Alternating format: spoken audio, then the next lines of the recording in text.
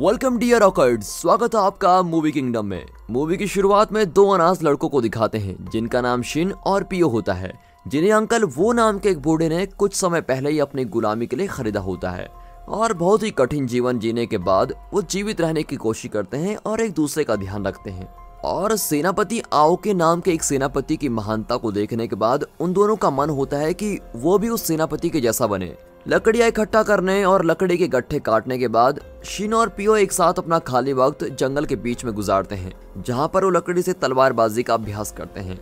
और पिछले कुछ सालों से वो एक दूसरे के लड़ने की कौशल और अपनी चुस्ती फुर्ती बढ़ाने के लिए हर रोज एक दूसरे के साथ अभ्यास करते हैं। और हर रोज अभ्यास करने की वजह से वो बहुत ही अच्छे तलवारबाज और एक महान सैनिक के रूप में बड़े होते हैं। अब एक दिन जब वो एक दूसरे के साथ अभ्यास कर रहे होते हैं, तभी एक सेनापति जिसका नाम चैंग होता है वो पियो की तलवारबाजी को देखता है और उसकी काफी तारीफ करता है। अब अगले दिन सेनापति चैंग अंकल हो के घर जाते हैं और उन्हें बताते हैं कि शाही दल अलग अलग क्षेत्रों से शाही सैनिकों को इकट्ठा करने के लिए भर्ती कर रहा है। और उसके यहाँ आने की एक ही वजह होती है, वो ये है कि वो अंकल वो से इजाजत लेने आया होता है कि क्या वो पियो को अपने साथ साम्राज्य में ले जाकर उसी साम्राज्य के कुछ खास सैनिकों के साथ तैयार करना चाहता है। हालांकि शिन को पियो की तरह ये मौका नहीं मिलता। वो पियो के लिए काफी खुश होता है और वो उसको अपने सपने को पूरा करने के लिए भी कहता है। अब उस रात एक दूसरे से अलग होने से पहले पियो और शिन एक दूसरे के साथ आखिरी बार तलवारबाजी का अभ्यास करते हैं और एक दूसरे से वादा करते हैं कि वो अपने सपनों को पूरा करने के लिए पूरी मेहनत करेंगे। शिन कड़ी मेहनत करने की कसम खाता है ताकि वो एक शाही सैनिक बनने के लिए पियो के साथ पकड़ बना सके और एक महान सेनापति बनने के अपने सपने को पूरा कर सके। और फिर अगले कुछ दिनों तक शिन अपनी तलवारबाजी की तकनीक को और अच्छा करने के लिए कड़ी मेहनत करता है। वो अपने लड़ने के तरीकों में काफी सुधार करता है और कठोर अभ्यास करने के बाद वो अपनी लकड़ी की तलवार से एक पत्थर को आसानी से तोड़ देता है। अब कुछ दिनों बाद जब वो अपनी झोपड़ी में आराम कर रहा होता है तो पियो वहां आता है, जिसे देख शिन बड़ा ही हैरान रह जाता है क्योंकि पियो बहुत ही बुरी तरह से जख्मी होता है। और यही नहीं, पियो मरने वाली हालत में होता है। फिर पियो उसको बताता है कि महल में तख्ता पलट हुआ है, जहां राजा के छोटे भाई ने राजा को मारने के लिए किसी को भेजा है। और उसी गड़बड़ी की वजह से महल के शाही अधिकारियों ने पियो को राजा होने का नाटक करने के लिए और उसे कुर्बान करने के लिए रखा था।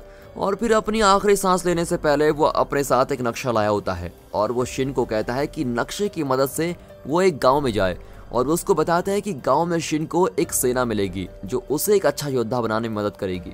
और फिर उस रात पियो ने जिस गुरु के बारे में शिन को बताया होता है, शिन उस गांव की तरफ बहुत ही तेजी से भागता हो जाता है, लेकिन रास्ते में उसको कुछ गुंडे घेर लेते हैं और इसीलिए उसे उनके खिलाफ लड़ना पड़ता है। और सौभाग्य से इतने समय से जो वो कड़ी मेहनत कर रहा था उसकी भी आज परीक्षा हो जाती है और वो अकेला ही बहुत ही आसानी से सभी गुंडों को हरा देता है। फिर वो वापस अपनी यात्रा को शुरू करता है और फिर काफी चलने के बाद शिन आखिरकार गांव में पहुंच जाता है और वहां पहुंचकर उसे एक छोटी सी झोपड़ी मिलती है जिसके राजा क्वीन होते हैं, जो अपने साम्राज्य से भागकर आए होते हैं। फिर राजा क्वीन शिन को समझाते हैं कि सेनापति चैंग जानबूझकर पियो को साम्राज्य में लेके गए थे क्योंकि पियो का चेहरा उससे बहुत ही ज्यादा मिलता है। वो उस शाही अधिकारी को धोखा देना चाहते थे जिसने उनके साथ विश्वासघात किया और उसके छोटे भाई प्रिंस सेक्यू के साथ मिलकर तख्ता पलट किया। दूसरी ओर शाही सेना के सैनिक अंकल वो के घर पहुंचते हैं और पियो के मरे हुए शरीर को वहां पर पाते हैं। तभी जी नाम का एक सेनापति जो राजकुमार सेक्यू के साथ होता है, वो समझ जाता है कि उन्होंने जिसे पहले मारा वो राजा कोई नहीं था बल्कि पियो नाम का कोई और ही व्यक्ति था। अब इस दौरान शिन, जिसे अब पता चल गया है कि साम्राज्य के लोगों ने पियो को धोखा दिया और उसका बलिदान दे दिया है, और इसलिए वो अब राजा क्वीन से बहुत ही गुस्सा है कि उनकी वजह से इस बेचारे की जान चली गई। अब बहस चलती ही रहती है कि तभी राजकुमार सेक्यू के द्वारा भेजा हुआ एक हत्यारा राजा क्वीन को मारने के इरादे से उनके सामने आता है। अब हत्यारा शिन को राजा क्वीन को मारने के लिए भड़काता है क्योंकि उसने और दूसरे शाही अधिकारियों ने ही पियो को मारा होता है। लेकिन हत्यारे की बात सुनने की जगह शिन उस पर ही हमला कर देता है और उसको मारने की कोशिश करता है क्योंकि उसे लगता है कि उस हत्यारे ने ही पियो को मारा है। अब भयंकर युद्ध और कुछ खतरनाक हमलों के बाद वो आखिर में हत्यारों को मार देता है। और फिर लड़ाई के बाद वो वापस राजा क्वीन के पास जाता है और अपनी निराशा को उसके सामने व्यक्त करता है क्योंकि वो अभी भी पियो की मौत पर यकीन नहीं कर पा रहा है। लेकिन राजा क्वीन शिन को शांत करने की कोशिश करते हैं और उससे कहते हैं कि पियो की कुर्बानी पूरे साम्राज्य को बचाने के लिए है।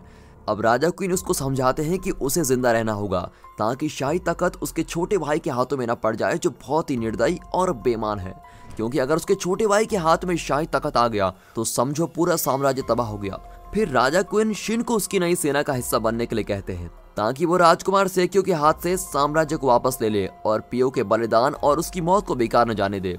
दूसरी ओर राजकुमार सेक्यू राजा क्वीन की जिंदा होने की खबर सुनकर बहुत ही निराश और गुस्सा होता है और फिर वो अपने साथियों को अपने बड़े भाई को मारने के लिए और हथियारे भेजने का हुक्म देता है।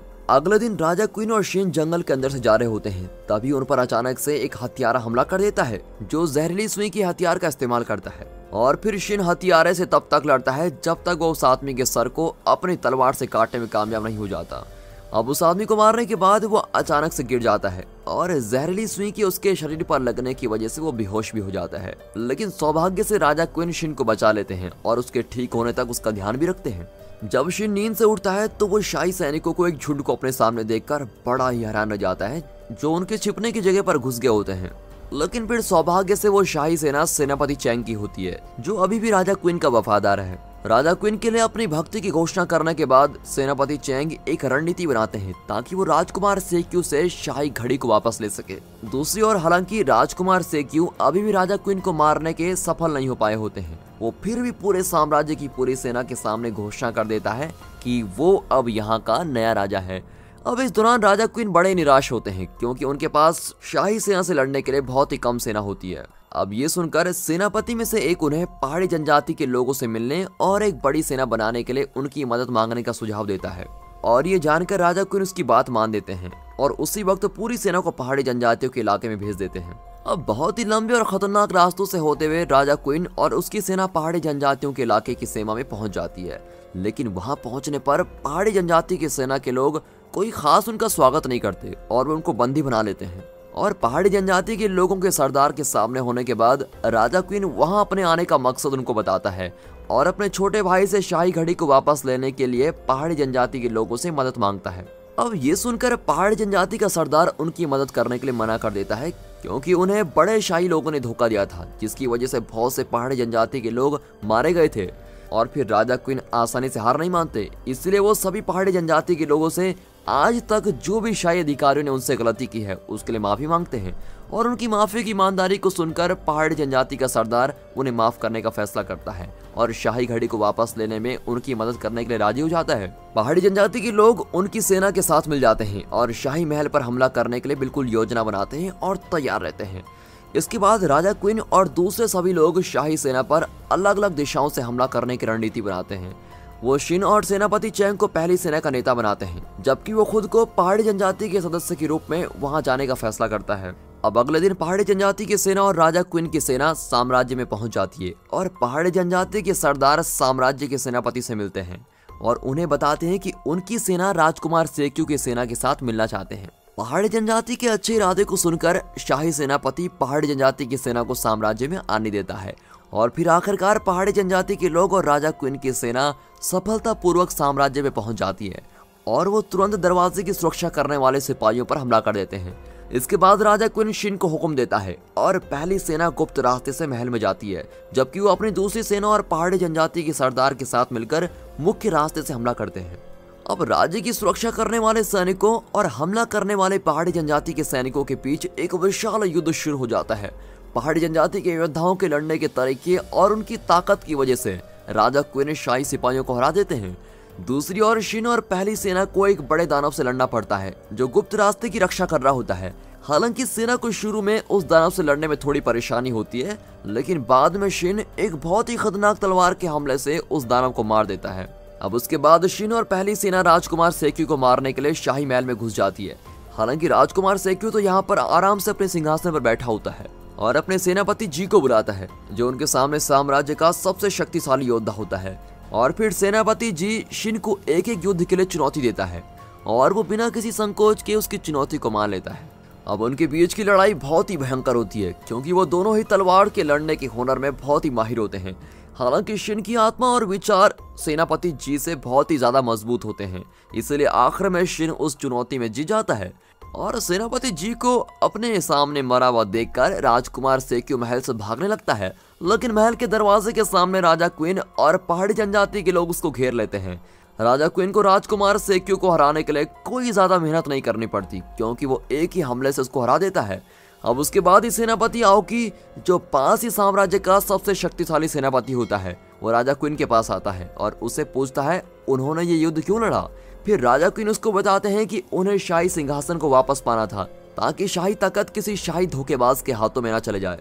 वो शाही राज्यों के लिए न्याय और शांति बनाए रखने के लिए जापान में सभी राज्यों को एकजुट करने का इरादा करता है। अब ये कारण को सुनकर सेनापति आओकी उसकी इच्छा से सहमत होता है और शांति बनाए रखने के लिए उससे वादा करता है। हालांकि कुछ शाही सेनापति राजा क्वीन की जीत को नहीं मानते और वो अभी भी राजकुमार सेक्यू के वफादार होते हैं, इसलिए वो अपने कुछ सैनिकों को सेनापति आओकी और राजा क्वीन पर हमला करने को कहते हैं। लेकिन पूरे आत्मविश्वास के साथ सेनापति आओकी एक ही हमले से सारे सैनिकों को हरा देता है। अब ये देखकर राजकुमार सेक्यू का वफादार सेनापति बहुत ही गुस्सा हो जाता है और राजा क्वीन पर हमला करने के लिए वहां पर चला जाता है। लेकिन सौभाग्य से शिन बहुत ही जल्दी से सेनापति के हमले को रोक देता है और उसकी तलवार से उस सेनापति को मार देता है। और शिन को देखकर सेनापति आओकी उसकी बहुत ही तारीफ करता है और ये भी कहता है कि एक दिन शिन साम्राज्य का सबसे ताकतवर सेनापति होगा। अब शिन की बढ़ाई करने के बाद सेनापति आओकी और उसके सैनिक साम्राज्य से चले जाते हैं, लेकिन उनके जाने से पहले शिन उन्हें अपना नाम बताता है और उनसे कहता है कि वो उसके नाम को याद रखें। अब जब राजकुमार सेक्यू हार चुका है और सभी नमक हराम सेनापति मर चुके हैं, तो राजा क्वीन और उसकी सेना अपनी जीत की खुशी मनाते हैं क्योंकि वो देशद्रोहियों से राजगद्दी को हथियाने में सफल हो गए हैं। अब पहाड़ी जनजाति के लोग भी खुशी मनाते हैं जैसे कि ये जीत उनकी भी हो। और फिर पहाड़ी जनजाति के सरदार के शाही महल को छोड़ने से पहले वो शिन के साहस और जुनून के लिए उसको इनाम के रूप में एक तलवार देते हैं। और अब जब सेनापति आओकी ने उसकी बढ़ाई कर ली है तो शिन को लगता है कि वो अब अपने सेनापति बनने के सफर में बहुत ही करीब पहुंच चुका है और बहुत ही जल्द वो एक अच्छा सेनापति बनेगा। आपकी जिंदगी में आपका क्या बनने का सपना है और आप उसको पूरा करने के लिए क्या क्या कर सकते हैं, कमेंट्स में जरूर बताइएगा। इस मूवी से हमें ये सीख मिलती है कि हमें अधिक सावधान रहना चाहिए क्योंकि हमारे आसपास के लोग भी हमें कभी भी धोखा दे सकते हैं। जबकि शिन के जीवन के अनुभव से हमें ये भी एहसास होता है कि एक गुलाम के जीवन की तरह एक मुश्किल जिंदगी होने के बाद भी हम अभी भी बड़े सपनों को पूरा करने के लिए अपने जुनून से सब कुछ बदल सकते हैं। और दोस्तों यहाँ पर ये मूवी खत्म होती है। अगर आपको वीडियो अच्छी लगी हो तो वीडियो को एक लाइक और चैनल को सब्सक्राइब अभी कर दें। And finally thanks for watching.